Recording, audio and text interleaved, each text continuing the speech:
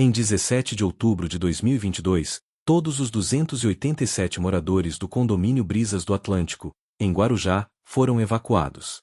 A ordem veio da Defesa Civil às 3h47 da manhã. Sirenes tocando. Polícia batendo nas portas. Família saindo em pijama. Crianças chorando. Idosos confusos. A justificativa oficial: risco estrutural iminente no subsolo. Mas os moradores sabem que não foi isso. Os porteiros sabem. O síndico sabe. E principalmente, Cristiano, o chefe de segurança que monitora as 34 câmeras do prédio há 7 anos, sabe. Porque o que as câmeras gravaram nas 72 horas antes da evacuação não deveria existir. Preste atenção nesse detalhe. A gravação mostra algo se movendo pelos corredores, pelos elevadores, pela garagem. Mas quando os seguranças iam verificar pessoalmente, não havia nada. Quando voltavam para a sala de monitoramento, a coisa estava em outro lugar, sempre se movendo, sempre mais perto dos apartamentos, sempre entre 2h e 5h da manhã. E é aqui que tudo começa a ficar estranho, porque no último dia antes da evacuação, a coisa parou de se mover pelos corredores e começou a entrar nos apartamentos, um por um, apartamento por apartamento, do térreo para cima. O que ninguém entendeu na época foi, quando Cristiano ampliou as imagens, percebeu. A coisa não estava molhada. Estava encharcada, deixando um rastro de água salgada por onde passava. Água do mar. Mas o prédio fica a 300 metros da praia. E está no quarto subsolo que começou. Cristiano assume o turno das 22h às 6h. 7 anos fazendo a mesma rotina. Sala de monitoramento no térreo. 34 telas mostrando cada canto do condomínio. Lobby, elevadores, corredores, garagem nos 4 subsolos, piscina, salão de festas. Era uma terça-feira, 11 de outubro de 2022. Noite comum. Alguns moradores chegando do trabalho. Crianças voltando de cursinho. Movimento normal até às 23h30, quando tudo ficou quieto.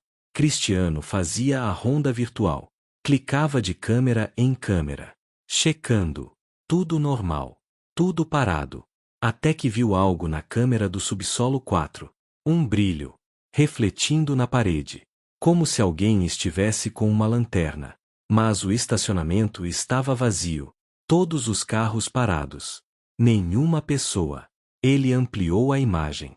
O brilho continuava ali, se movendo devagar, da esquerda para a direita, como se estivesse procurando algo. Preste atenção nesse detalhe.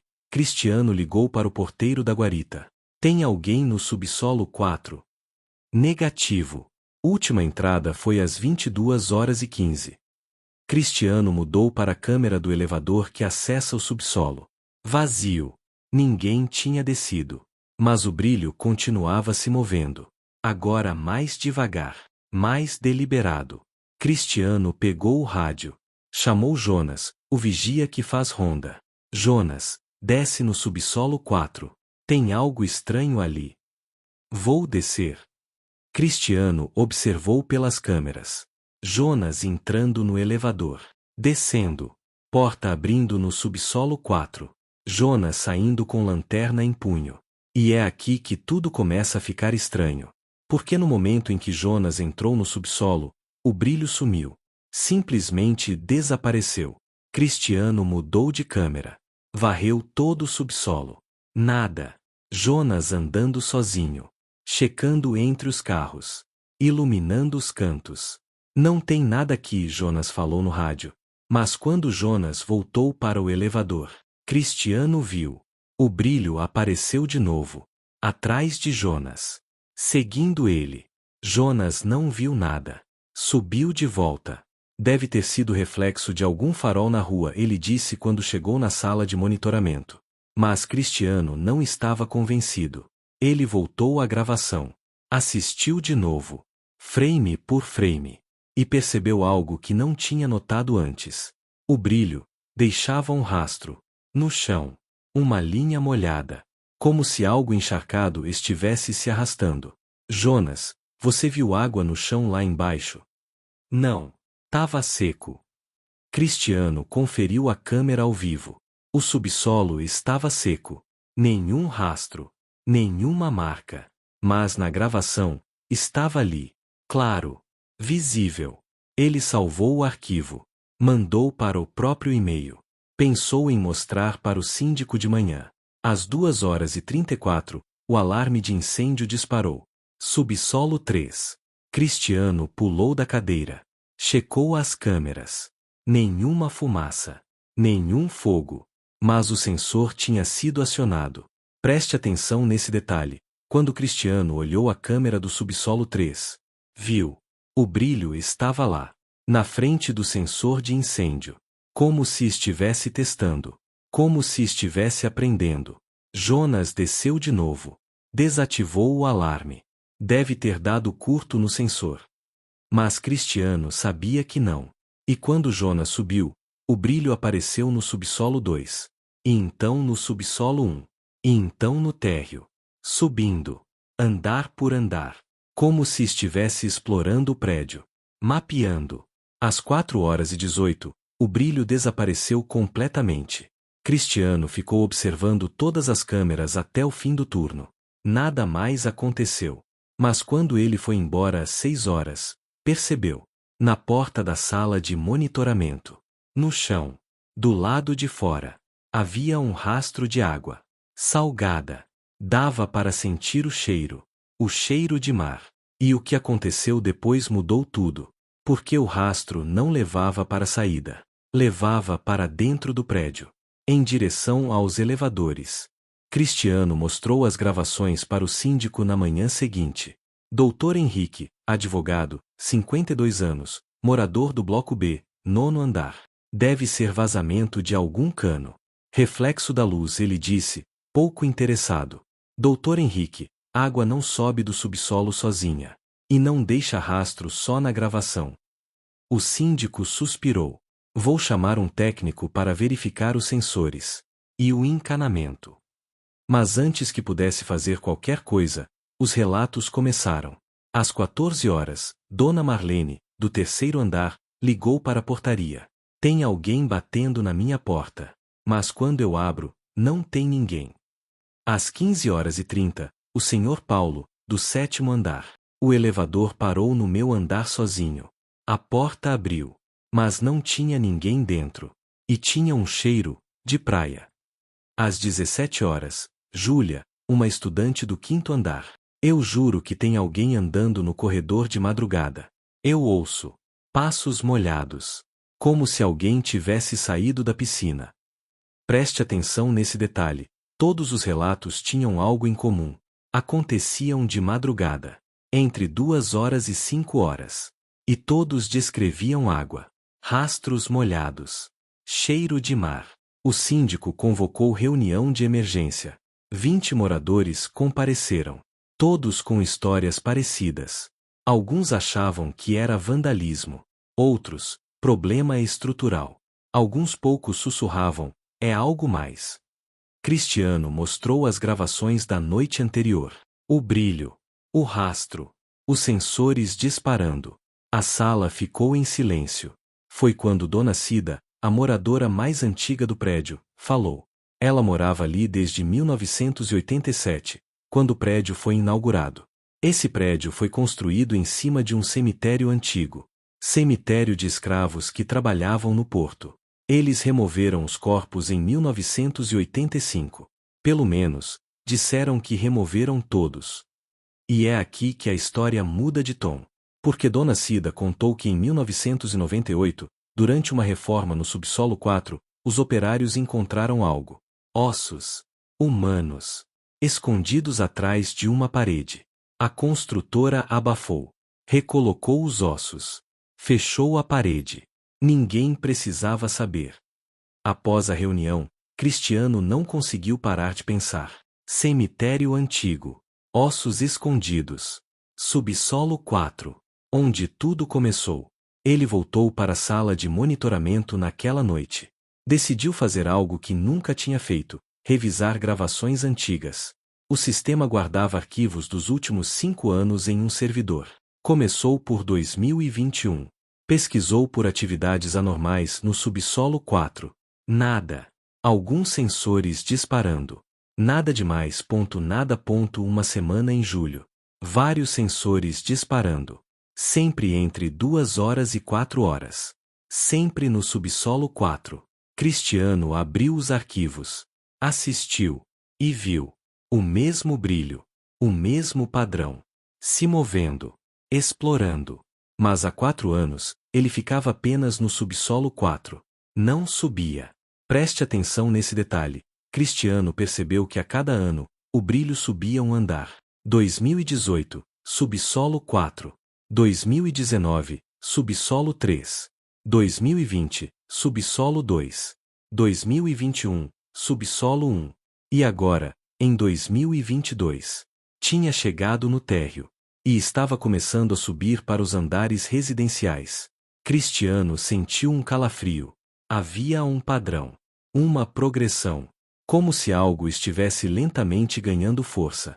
Ganhando coragem. Ele continuou pesquisando. Encontrou algo ainda mais perturbador. Em outubro de 2017, exatamente 5 anos antes, havia um relatório. Um morador do segundo andar tinha reclamado de vultos molhados no corredor. Outro do quarto andar reportou cheiro forte de mar no elevador. Mas nada foi feito. Foi arquivado como reclamação sem fundamento. Cristiano imprimiu tudo. Organizou cronologicamente. Estava prestes a ligar para o síndico quando as câmeras começaram a piscar. Todas ao mesmo tempo. Por 3 segundos. Tela preta. Depois voltaram. E quando voltaram, o brilho estava em todas elas. Em todos os corredores. Em todos os andares. Ao mesmo tempo. Cristiano sentiu o estômago revirar. E o que ninguém entendeu na época foi, o brilho não se movia mais. Estava parado. Em frente a cada apartamento. Como se estivesse esperando. Como se estivesse pronto. Cristiano ligou para o síndico imediatamente.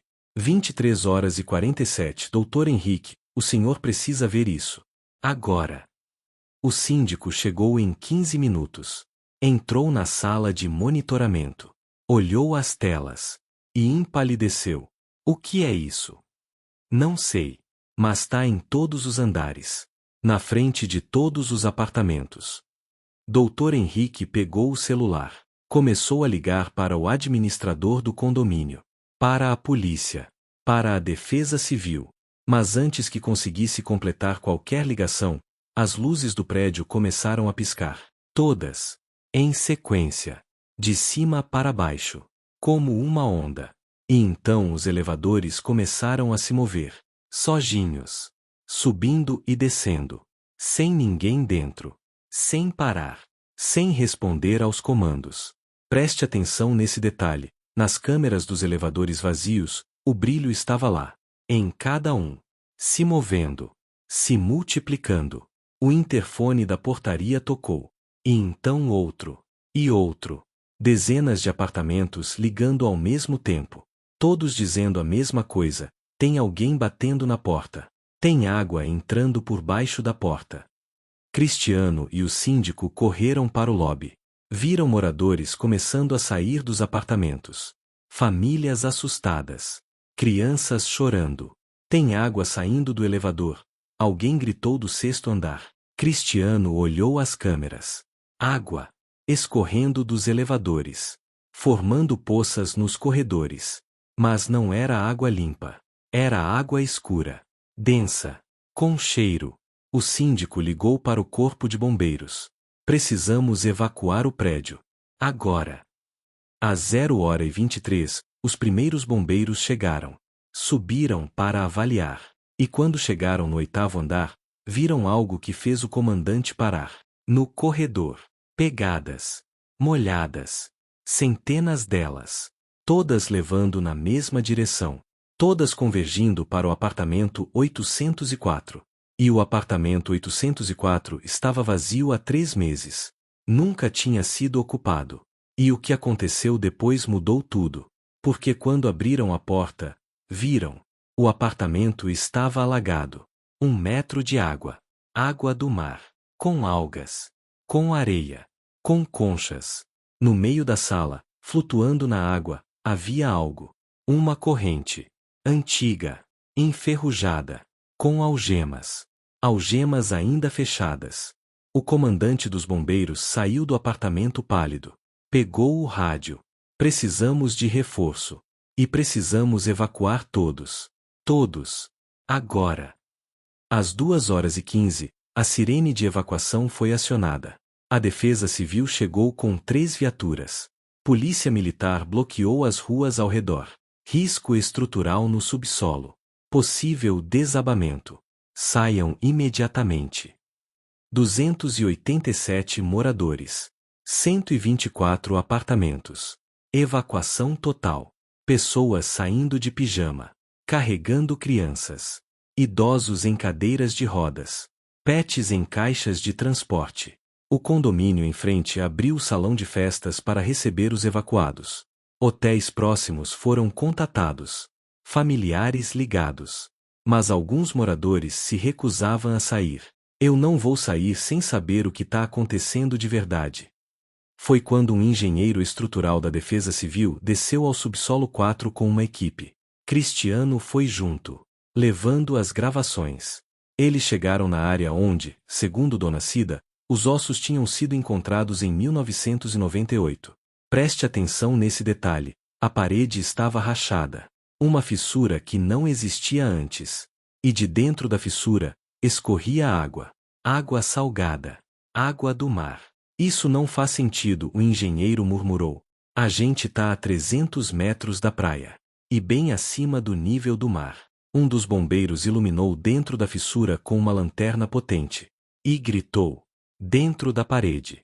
Havia uma cavidade. E dentro da cavidade, ossos. Dezenas deles. Empilhados. Alguns ainda com correntes.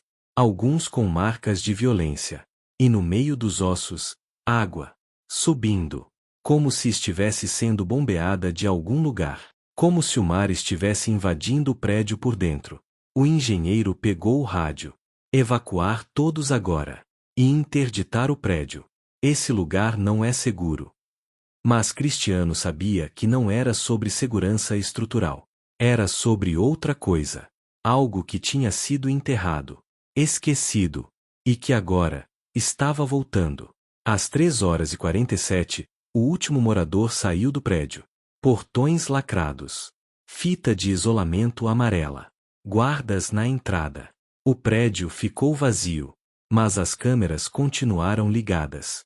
E Cristiano tinha acesso remoto do celular dele. Ele não conseguiu dormir. Ficou assistindo. Das 4h às 6h. E viu. O brilho voltou. Mais forte. Mais intenso. Se movendo livremente pelos corredores vazios. Entrando nos apartamentos. Um por um. Como se estivesse reclamando território. De manhã, uma equipe de peritos chegou. Antropólogos forenses. Historiadores. Arqueólogos.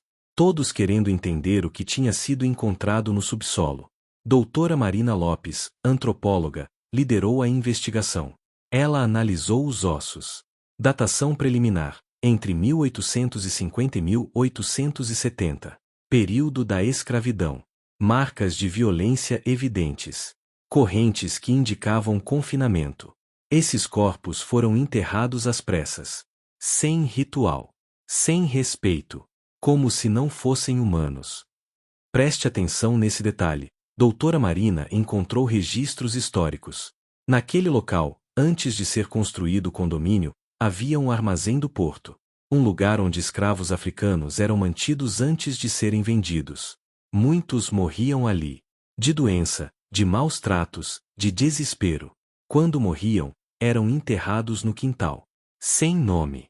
Sem registro. Só números.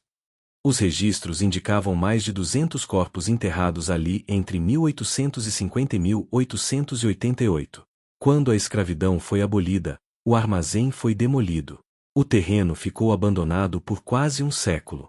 Em 1985, começaram a construção do condomínio. Os corpos foram removidos. Mas claramente, não todos. E tem outra coisa, doutora Marina disse, mostrando fotos. Esses ossos, alguns deles têm marcas de afogamento. Não morreram na terra. Morreram no mar. Como assim? Cristiano perguntou. Eram jogados no mar. Quando ficavam doentes. Quando se rebelavam. Amarravam pedras e jogavam. Para não precisar enterrar. Para não deixar evidência. E é aqui que a história muda de tom. Por que, doutor? Marina contou algo que fez todos na sala ficarem em silêncio. Em 1867, houve uma rebelião. 63 escravos tentaram fugir. Foram capturados. E todos os 63 foram jogados no mar, amarrados em correntes. Vivos. E ninguém nunca recuperou os corpos. Enquanto a investigação acontecia no subsolo, Cristiano continuava monitorando as câmeras. E viu algo que fez seu sangue gelar. Nos apartamentos vazios. Em todos os andares. As portas começaram a abrir. Sozinhas. Uma por uma. Como se alguém estivesse visitando. Verificando. E então, figuras começaram a aparecer. Não eram brilhos. Eram silhuetas. Humanas. Molhadas. Deixando rastros de água por onde passavam. Dezenas delas. Andando pelos corredores. Subindo escadas. Entrando nos apartamentos. Como se estivessem procurando algo. Como se estivessem reclamando o que era deles. Cristiano ligou para a doutora Marina. Você precisa ver isso. A equipe subiu para a sala de monitoramento. Assistiu às imagens ao vivo. E ninguém conseguia explicar. São pessoas? Alguém perguntou. Não são pessoas, doutora Marina disse, voz baixa. São ecos. Memórias. Presas no lugar onde foram esquecidas. Preste atenção nesse detalhe. Cristiano contou quantas silhuetas conseguia ver nas câmeras. 63. Exatamente 63. O número dos escravos que foram jogados no mar em 1867. E todas elas estavam convergindo para um lugar. O apartamento 804. O apartamento que estava alagado. O apartamento onde a corrente tinha sido encontrada. Às 14h30, a Defesa Civil tomou uma decisão. Ninguém entra nesse prédio. Por tempo indeterminado. Até entendermos o que está acontecendo. Mas já era tarde. Porque o fenômeno não estava mais contido no prédio. Moradores que tinham sido evacuados começaram a relatar. Sonhos. Pesadelos. Visões de pessoas molhadas. Pedindo socorro. Pedindo para serem lembrados. E o apartamento 804 começou a transbordar. Água saindo pela porta. Escorrendo pelos corredores. Descendo pelas escadas. Inundando andar por andar. Foi nesse instante que tudo desandou. Porque na água que descia, havia algo mais que água. Havia correntes. Dezenas delas. Antigas. Enferrujadas. Ainda com algemas fechadas. E até hoje ninguém conseguiu explicar isso de verdade. O condomínio Brisas do Atlântico foi oficialmente interditado em 20 de outubro de 2022. 3 dias após a evacuação. A justificativa oficial manteve risco estrutural grave. Mas os 287 moradores sabem a verdade. Os porteiros sabem. O síndico sabe. E principalmente, todos que viram as imagens das câmeras sabem. Uma semana depois, uma cerimônia foi organizada. Liderada por mães de santo, padres, pastores, representantes de religiões de matriz africana. No terreno ao lado do condomínio. Na praia. Exatamente onde os corpos tinham sido jogados 155 anos antes. 63 velas. Uma para cada vida. 63 nomes. Recuperados de registros históricos por doutora Marina e sua equipe. Nomes que tinham sido apagados. Esquecidos. Vocês não são números. Vocês têm nomes. E hoje, vocês são lembrados. Preste atenção nesse detalhe. Durante a cerimônia, às 16h37, todas as luzes do condomínio se acenderam. Sozinhas. Todas as janelas. Todos os andares. Como se o prédio estivesse vivo. Como se estivesse vendo. E então, as luzes apagaram. uma por uma, de cima para baixo, até o prédio ficar completamente escuro. E a água parou de sair do apartamento 804. O condomínio nunca foi reaberto. Em 2023, foi demolido. No lugar, está sendo construído um memorial. Um lugar de lembrança. Um lugar onde os 200 corpos que foram encontrados serão enterrados com dignidade. Com nome. Com respeito. Com história. Cristiano não trabalha mais como segurança. Não consigo mais olhar para a câmera sem procurar. Sem ver. Aqueles brilhos. Aquelas silhuetas. E as gravações foram arquivadas pela Defesa Civil. Classificadas. Não disponíveis ao público. Mas algumas cópias circulam. Em grupos fechados. Em fóruns. Entre pessoas que querem saber a verdade. E o que ninguém entendeu na época foi, nos últimos frames das câmeras, antes do prédio ser desligado, havia uma mensagem. Escrita na água do corredor do 8º andar. Escrita com o dedo. Escrita em português antigo. Obrigado por lembrar. Hoje, passados 2 anos, o terreno onde ficava o condomínio Brisas do Atlântico está vazio. A construção do memorial foi adiada por questões burocráticas. Mas a verdade é, ninguém quer trabalhar ali. Operários relatam ferramentas que somem. Equipamentos que param de funcionar. E principalmente, a sensação constante de estar sendo observado. Principalmente de madrugada. Principalmente quando a maré está alta. Cristiano ainda tem as gravações salvas. Em 3 pendrives. Em 3 lugares diferentes.